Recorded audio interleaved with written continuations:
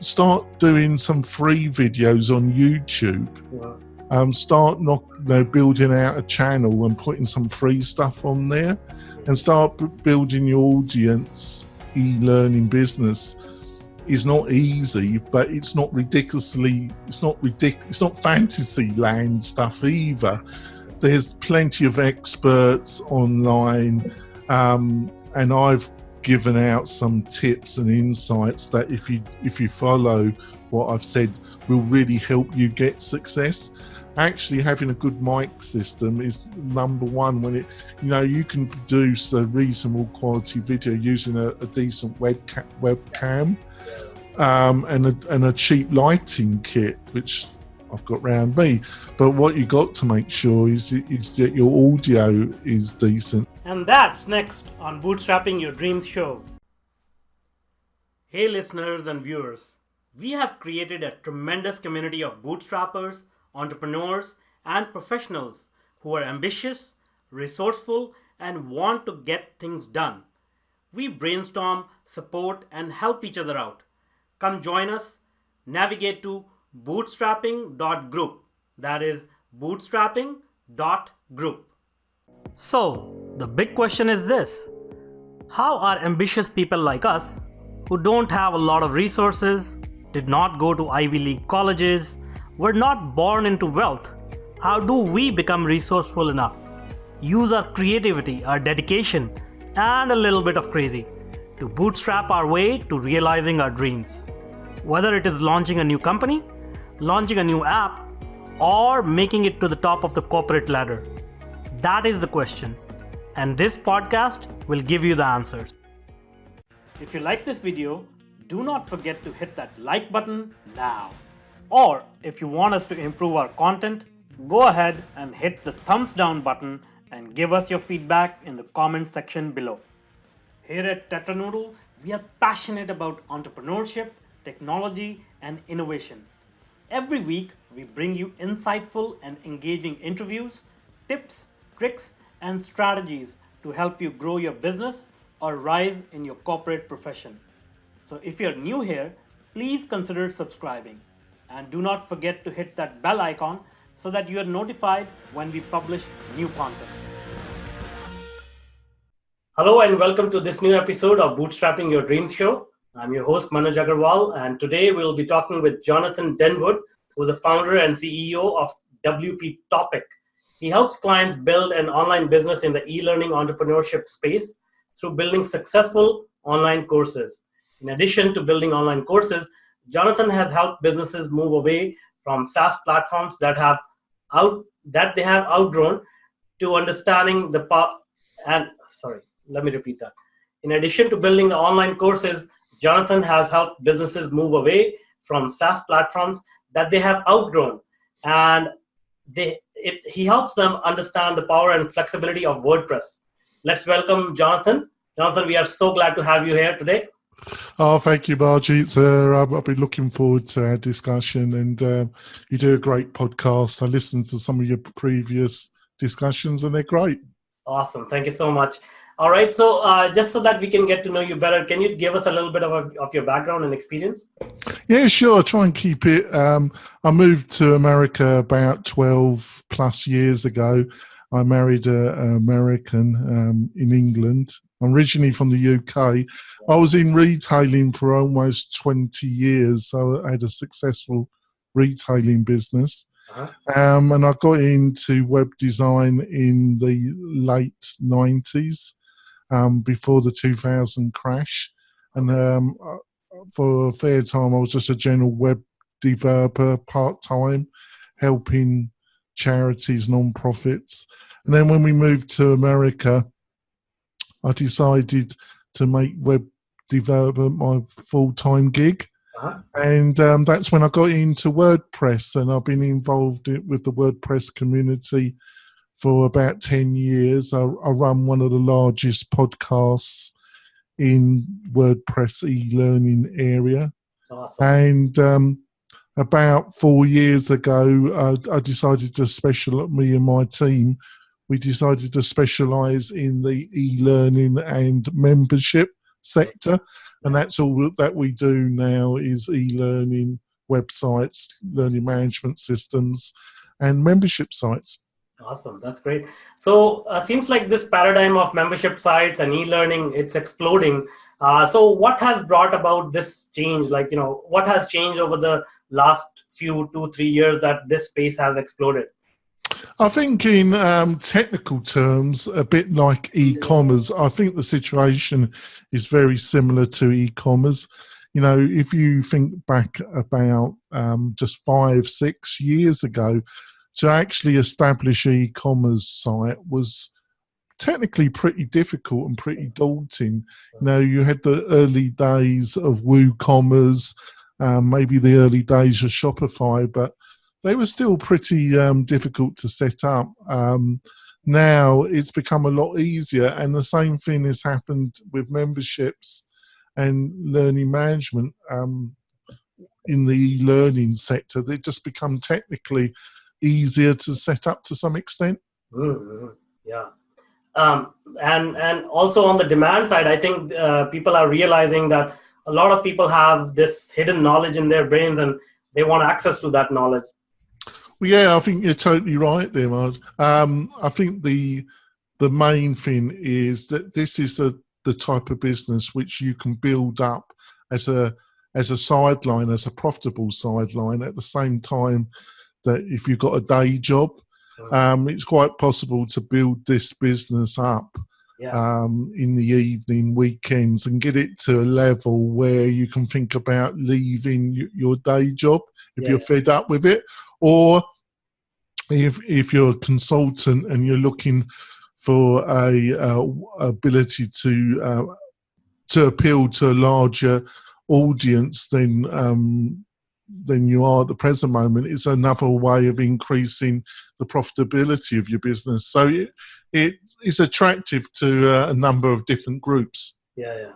Especially, we are all about bootstrapping here. So I think this is a very good way to bootstrap your online business. Now, talking about online business, what is your definition of an online business? Is it only when the transactions are happening online, or there is a face-to-face communication component, or like what do you define an online business as?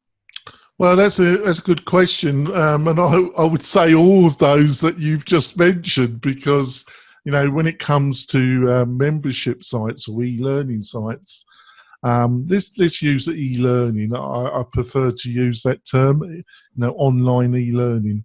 A lot of the more sophisticated, or the people that have had previous successes, they're mixing up courses with private sessions on Facebook, or private coaching sessions using Zoom, or smaller group sessions, and then they're combining it with annual or quarterly meetups where people meet up physically. So there's a number of ways of setting these e-learning experiences. So I would say it kind of covers everything you've outlined. Cool. Awesome. And what kind of can you give us an idea of what type of topics people are teaching or learning? I know there's a whole spectrum of topics out there. So can you share some interesting ones? Oh, it's just mind-boggling what people are using it. I've got somebody that signed up yesterday to our fully hosted service, and they're starting to build out a course about cursive writing. About I don't know all the ins and outs, but that's the main subject, to teach people cursive writing.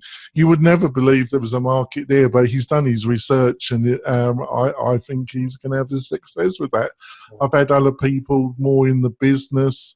Got one client that's got a very successful niche where they teach university admission officers more sales skills, because university admission officers are under a lot of pressure to get ever increasing sales, but they're normally from an educational background. They're not from a sales background. So I've got one that's what he helps. He has a number of courses that helps mission officers. So it really is. I've got others in the medical sector that are teaching very niche about where they have where you can get credits that are recognised by the governing board. So people prefer to do these credits online rather than having to travel. But they're in very, very niche medical sectors. So you'd be amazed at the different sectors. And I think the key thing is find your niche. You know, it has become a much more competitive area, just like e-commerce. So the main advice I would give somebody that's really looking at this is that obviously you can take it too far. You've got to do some research to make sure you haven't gone too niche. But in general, most people don't go niche enough. They're trying to appeal to too broader audience where they'd be better off focusing on a very particular niche. Yeah, that's a good point. But the reason why I brought up the question was, a lot of people I talk to, they have so much knowledge, but they just assume that a lot of other people have the same knowledge, which is simply not true. We get so used to our day-to-day work, and we acquire all that knowledge, and it becomes second nature to us. But to somebody else, it may not be, it may not be as apparent. So people are looking for this information. So even if you have knowledge about a very obscure niche, there must be a market out there. You just need to research it and maybe tweak your offer a little bit, right? Exactly. If it's, I don't know, if it's Egyptian pharaoh in 2000 BC to 2000 BC1, and there's only 10 experts in the world on that particular subject, you're probably going to have a hard job. But normally, most niche, if you're talking if you're talking about a worldwide audience, as long as you've got to satisfy a need, haven't you? As long as you're satisfying that need, and you probably will find an audience. The key thing nowadays is marketing and having a plan of action to find out what your course has to be. And most people really get stuck up with all the choices when it comes to technology, and that they concentrate too much on that initially and not on actually getting the course finished and actually marketing it. Yeah.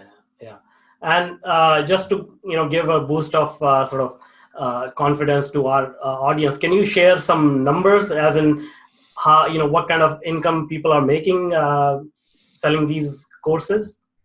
Well, it can be anything from a couple of $1,000 to seven figures. That's cool. I think it's very similar to any business. Only the top 20% actually make reasonable money, and of that 20%, only about 5% might be in the 6 to 7 figure. But that's just like business in general, isn't it? Sure. Yeah, but I mean, the idea is that this is a very good avenue for somebody to pick and start to build their audience, build their business from the ground up. It doesn't take a lot of effort or resources. Now, talking about that, can you give us a little bit of an overview of what does it take to build an online course? Well, you got to do your prep, really. You really got to find online where people are talking about your subject. And then, but the good news, that's becoming increasingly a lot easier. When I started in web development, design forums were the big place. Now it's Facebook groups. So that if you can't find a Facebook group about your particular subject, that's a little bit worrying. If there's a few groups and you build a presence, I ask answering people's queries and becoming seen as a leading force in that group, and then starting your own group and building up membership on that Facebook group before you build a course out. Yeah. Is the way I would do it, and it's more having a plan of action and doing it in steps, not thinking you can just build a course and just publish it and people will just come to you. That probably won't work. But if you have an outreach plan to build your credibility on online communities, and the next biggest thing that can't be emphasized is that you've got to have some good quality lead magnets and really try and build up your email list.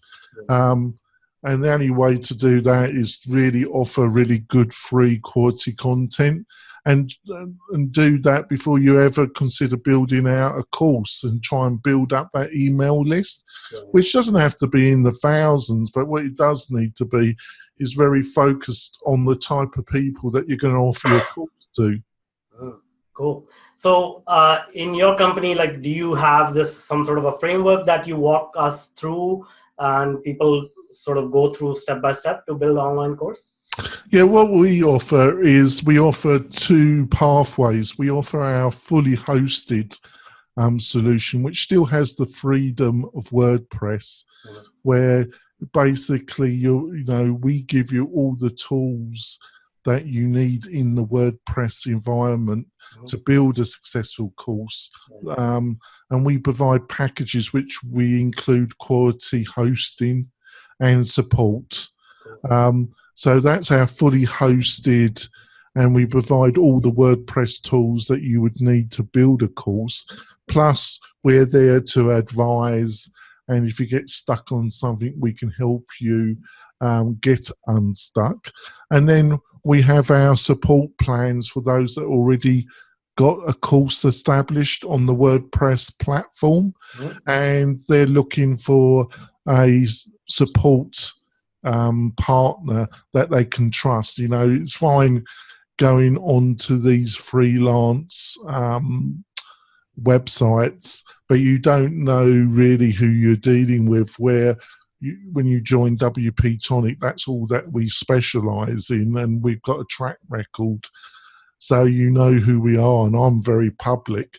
But if you already got your WordPress site established, we can also help you maintain it. So they're the two pathways that we offer.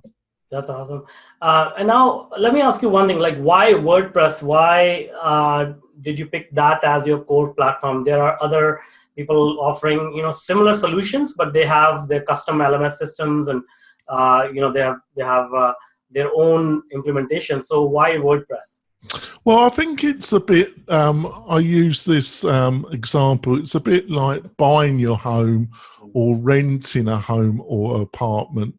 Now, there's a certain stage in your life that renting an apartment or house is totally fine. But there's normally in most people's lives, if they have the opportunity, they feel that at a certain stage in their life, it's best to buy either an apartment or a home, don't they? Yeah. Well, it's the same online. I think if you're just testing waters, or if it's just going to be, it's never going to be a substantial part of your business, or you never hope that it's going to become a part of your business, that looking at some of the hosting solutions is fine. But I think when you're starting to build a real strong membership or a strong following, and in activity and in money terms, it's becoming a real business, that's probably the time where you would look for the freedom to be able to custom the look of your website, to be able to custom the actual learning experience that you could offer your students. That would probably be the stage where you would probably look at the freedom of WordPress. And I think that's a very similar situation in the e-commerce. The two biggest providers is either Shopify or WooCommerce, and there's a couple of others. and I'm a great fan of Shopify, but I think there's a certain stage that you get to that you would want the freedom of WooCommerce and being able to customize and have a more individual feel and look than a typical Shopify shopping cart or website. So I think hopefully I've explained how I see where WordPress makes sense. But also there's some people who just love WordPress, built a lot of businesses or websites on WordPress, and they just want to stay with WordPress. So there's also that smaller group that just wants to stay with WordPress, and they don't want to have to go to another platform. Yeah. Yeah, I mean, that's a very good point. Like WordPress is so versatile. It can do your public website, it can do your blog, it can do your membership website. So it's all in one solution. So that's awesome. Well, I think at the present moment, I think the up-to-date figure that WordPress is running almost 34% of all websites in the world. Yeah, it's a huge number for sure. Now, you mentioned earlier that anybody basically, if they have the right niche, they can build a course. What do you think? What is the time frame that is needed for somebody? Let's say somebody who's doing a 9-to-5 job and they want to start their online business and they want to, jump into this e-learning space. What is the typical time frame they're looking at before they can start to make money? Well, I think, the more they build an audience or a recognition of their name and their expertise before they build, the quicker they're going to get to profitability. If you build the course online and then you expect people just to come to it, or you're just going to spend money on AdWords or Facebook, I think you're going to be disappointed, or it's going to take a lot longer. If you do that pre-branding, that becoming seen online as expert in your niche and offering, when you do launch your course, you're going to have, and you've got an email list and you already got that brand recognition online, it's going to be much easier to sell a reasonably priced course. That's cool. To that target audience rather than somebody that they know nothing about. Right? So you've got to keep that in mind. The other factor is that most people build, for the first course, they build a much too big course. They feel to justify the price that they're asking, that they've literally got to throw in the kitchen sink. It's got to literally be an online version of War and Peace. And that's not totally true. And it actually could put off a lot of possible students because they would feel overwhelmed. So narrow it down to a very focused need that the audience has, and really focus on getting them some wins. Making them feel that they're making progress quickly, and focus your initial course on those particular areas where you could help your student base get wins. And just normally you need to halve the amount of content, but the content that you are producing has to be you have to think about the content and do some research on online learning. A plug for my own website. We have an enormous amount of because I do my own podcast, and we have an enormous library of interviews of some of the leaders in e-learning and membership. Also, we have a lot of blogs, posts about specific topics. So we have a lot of free content on the WP-Tonic website that will help you. And I'm always available to have a discussion with somebody. So to get back, what I was saying is that the actual quality level of the course has to be higher. But on the same thing, most people think they have to build up a much too larger course to get that initial interest. Is that making sense? Yeah, for sure. And what is the typical duration will you recommend for the course? Well, I think 12 modules is a good start, and having like 15 to 30 minutes at the max for the video. But then you got to understand a lot of people. I learn from video, but I have friends and colleagues that don't learn that effective from video. So you do have to also spend time on your written content. Okay. Also having quizzes, gamification. People like receiving a digital star or a token. Yeah. You can see that a lot on some of the more established education sites. Copy their style, but concentrate on quality a little bit, but cut the length of the course down to the minimum. But you normally need to be quite ruthless, because there is a tendency when you're starting out to, like I say, throw everything in as a value proposition, and you don't need to do that. Yeah. That's a good point. And let's talk about the mechanics. So, a lot of these courses are video-based courses, and I went through similar journey.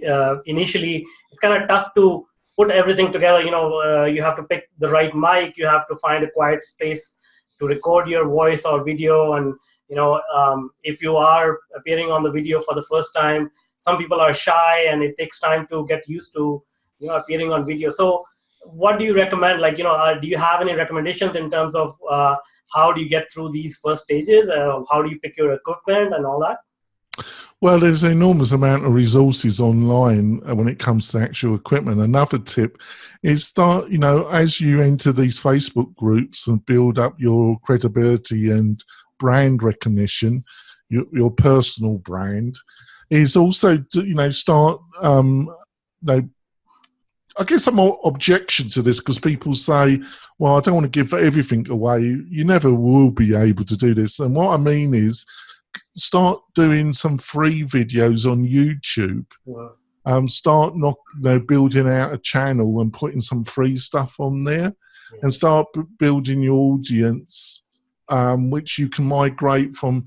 You can talk to somebody on Facebook and say, well, I've actually got some more training on my YouTube channel. If you go there, you're not going to be thrown out of most Facebook groups by just offering more information and link to your YouTube channel where you got some more info.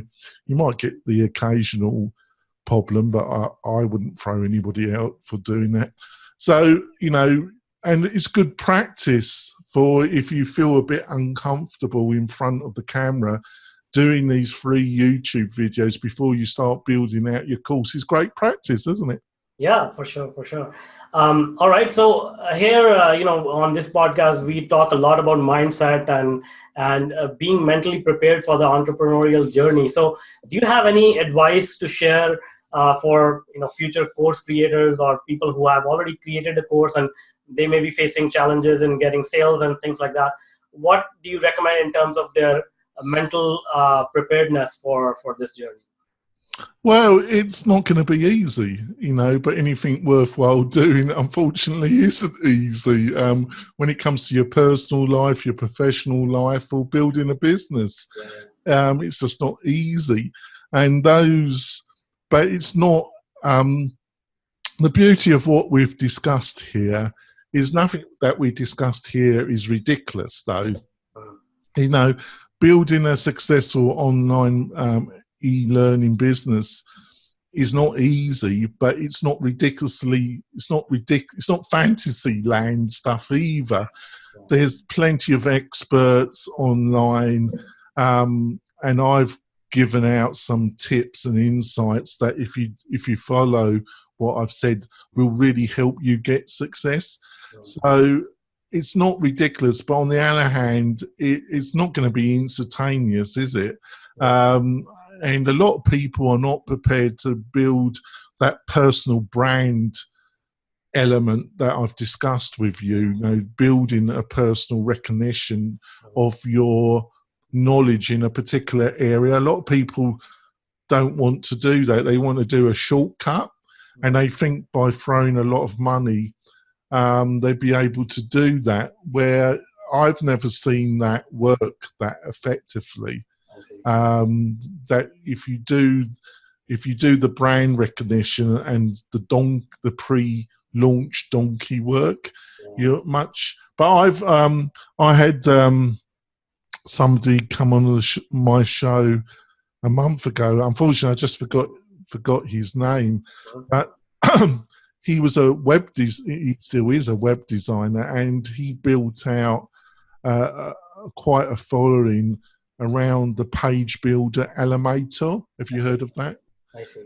Yeah, and he built quite a following online about giving training around Elementor, and he runs a course every quarter. Every 3 months he opens out his course, and last year he told me he made over £250,000, almost $350,000. And it's a lot of work, but he's been highly successful at it. So there are opportunities out there, definitely, but it's not going to be easy. Yeah, for sure. Yeah, I mean, you need to be prepared for, trying out a lot of things and most of them failing, and then, picking a few that work and continue to improve yourself. So it's not going to, as you said it's not going to be easy. It may take a lot of time, but eventually if you keep at it, I think you'll find success and the rewards will be very, very fruitful. Yeah, but it's like the first course is important for this other reason, because your interaction with the first intake of students will probably give you much more insight about what their real problems, their real concerns are. Yeah. So if you listen to what they're saying to you during the course, that gives you a lot of ability to modify and make the next course a lot better. Yeah. Really, unless you're experienced, made courses before, really a lot of the content you're going to be putting in the course is educated guesswork. Oh. But when you get that first group of students in and get their feedback, then you're then getting real information that allows you to make the next course to be a lot more better, a lot more focused, and hopefully solving the problems that your students really have. So it should be a lot more successful. Yeah, that's a very good point. Direct feedback from your customers and clients and students, that goes a long way. So, I will say, even if you are building your first course, try to get some feedback earlier on. That just improves the quality for sure. But it is kind of, I know, when you asked me on the show, you have published courses on Udemy yourself, haven't you? And it's a little bit of guesswork if it's going to really gel with your target audience. But when you start getting that feedback in, you might think, oh yes, I should have expanded that area a bit more, but I made the assumption that the students knew that bit. And you learn an enormous amount from that first intake of students, don't you? Exactly. Yeah, not only the content, but there are things that come up like, sound quality, video quality, the flow of the course. There are a lot of these things, obviously, that we are not professional course creators, but as you go, you get this feedback and you start to look at these areas which you never thought about. Yes, we do. And the one of the main areas where it comes is not straight away understood because it's counterintuitive, is one of the main things when it comes to video is you need good audio. Mm-hmm. Yeah, exactly. You can get away with slightly poor video, but what you can't get away is terrible audio quality. Exactly. Though actually having a good mic system is number one. When you can produce a reasonable quality video using a decent webcam, and a cheap lighting kit, which I've got round me. But what you got to make sure is that your audio is decent, haven't you? Exactly. Right now, I'm using a Yeti Snowball mic, which is about $50, I think, and the webcam is Logitech webcam. Again, it's around $50-$60. So it doesn't take a huge amount of investment to set this up. But as you grow, obviously you can invest in more sophisticated equipment. Exactly. Especially when it comes to the video quality, the biggest step is, when you decide that a webcam isn't good enough and you're going to use a camera. Yeah. But the good news, Canon and Sony, over the last year, I think with the Canon 50, and I've got the Sony version, you can get a superb camera that gives you like 4K and depth of field as well for below $1,000, which was unheard of about 2 years ago. You would have had to spend $4,000 or $5,000 on a setup. So it's become a lot cheaper to get really fantastic video quality. But when you're starting on, you really don't need that really, because it's just, obviously, if your course becomes more and more successful and you're offering more and more courses, you want to do a better professional job for your students, don't you? Exactly. Yeah, I mean, the point is to get started, but and technology keeps improving. So I'm sure in 1 year, the quality of the video and the equipment will be even better. But the point is to just get started with the resources that you have at your hand and put yourself out there. Yeah, I think so. Cool. Now let's talk about your entrepreneurial journey. So, here we talk a lot about mistakes so that, we can learn from your experiences and may not, we don't repeat the same mistakes that other people have made. So can you share any significant mistakes that you made while starting your business, and what lessons did you learn from them? You've got to be focused. One of the problems, especially when you're starting out on building an online business, as an entrepreneur, there's so much to learn, and there are a lot of free resources out there. Yeah. But a lot of those free resources can give you very indifferent or poor quality advice. Yeah. So I think, joining somebody that is seen as an expert in a specific area of online marketing, if it comes to Facebook advertising or writing good copy or email marketing or using Google AdWords, whatever it is, I think finding somebody that provides a course and spending a little bit of money initially can save you a lot of time and pain. Yeah.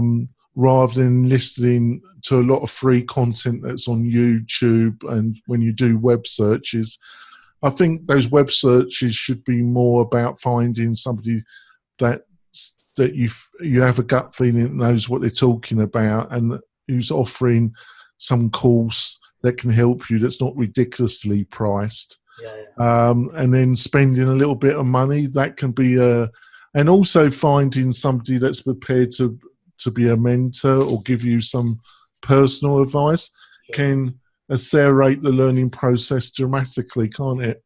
Oh, for sure. Yeah, mentors are great. Some of them are a little bit, can be a bit overpriced, but you just have to use your common sense and your gut and just spend more time looking around that to find that right fit. Yeah. I think, I think if you do those things, but there is a lot to learn. It's very similar to courses. You've got the mechanics of building the course, and which we've discussed, but really the thing you really got to learn is how to effectively market that course.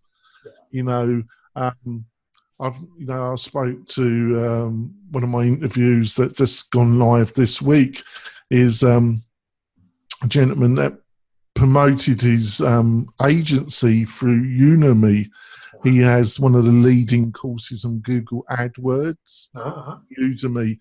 But he just utilised Udemy to advertise his personal knowledge of AdWords and his brand, and that enabled him to accelerate the kind of clients he was attracting, and his just brand recognition around AdWords for his agency, and he used it just as a way to build up his agency, and he's now got a highly successful AdWords agency.